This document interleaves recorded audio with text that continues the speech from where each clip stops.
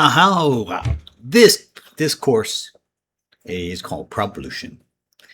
The course is focused on how better problem definition will get you closer to solutions, hence the word Problutions. I think it's a great word. It comes from a guy named Arthur Van Gundy. I'll tell you a little bit about him in just a minute. The Essentials course was focused on reframing. This course is focused on how, if you have a real problem, you might simply hand it off to AI. Back comes an answer, confident, completely generic. So you rephrase, add detail, you ask again, the same generic answer in new close. New close, don't change the challenge and get you a solution. Most people think a better prompt gets a better answer, so they keep polishing the prompt. That's the wrong lever. A better problem definition usually gets a better answer. The work is on the problem definition, not wordsmithing the right prompt. Here's my promise for you today. If you keep reframing a problem until you find the version that is both right and solvable, you'll get a lot better at solving challenges. Right means solving it would kill the pain, and solvable means you can act on it. That's all you need to really remember from today. Now, one of my favorite business books of all time is Arthur Van Gundy's Stalking the Wild Solution. It's about how defining a problem gets you closer, or can get you closer, to better solutions. You're not going to find the book on airport bestseller lists. You're not going to find it probably in your local Waterstones, but you can buy an old copy, and it's really worth buying. Now, there are 3 ways to restate a problem, according to Arthur Van Gundy. Well, actually, there's more than 3 ways, but he recommends 3 key methods. Altitude, move it up or move it down, ask what you want and what stops it. Reversal, flip the goal, how would you make this worse on purpose? And perspective, how can we look at the problem from a different angle? All of these will give you a different perspective and get your problem closer to a solution.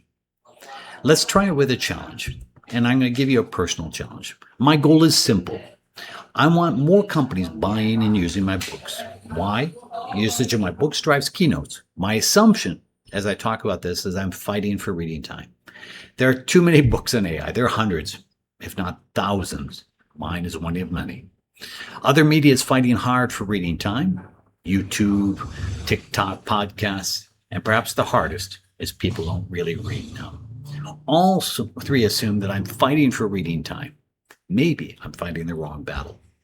Let's try looking at the problem in 3 different ways. We're going to take each of the methods from Arthur Van Gundy and look at what might come out. The first is altitude. If I move up, I can stop thinking about getting people to read books. They might just want to invite a best-selling author. I can move down. Say companies don't use books. One person probably does. That's the lead HR or chief human resources. I can get that one person a reason to read my book. And that's a lot easier than the alternative. All I need is to be seen and not read. Now, I love the reversal frame. The reversal frame is I look at how I could make things worse and then look at how I could fix things. My guaranteed 0 usage, I write another generic 250-page AI book for everyone. Give no path from page to booking. Here, the outputs are interesting. First, I look at what is a book?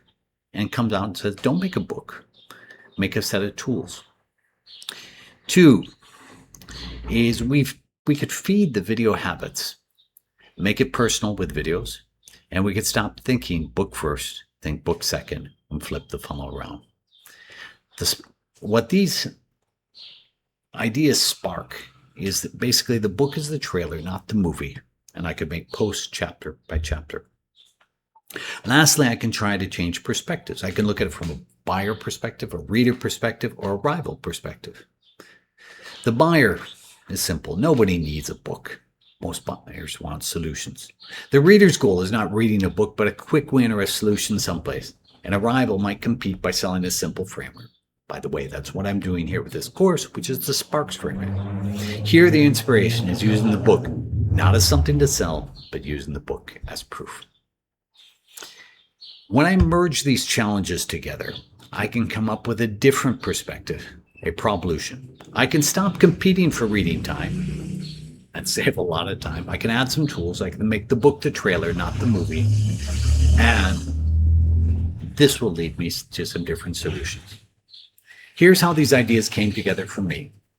First, I decided to give away my books for free. That makes the trailer a lot easier to see. I added tools to help people get quick wins. And when time permits, I'm going to make 10-minute chapter videos. After all the frustration making these videos, I don't know what I'm going to do this. All of these are different and easier than fighting to get more books sold on Amazon. You compare the two paths. The old way, you solve the problem as first stated. Generic options, not much happens. The new way, you build a solvable frame first. Then you look for specific options and something you can do now. If you reframe until the problem is right and solvable, you will get closer to solutions every time.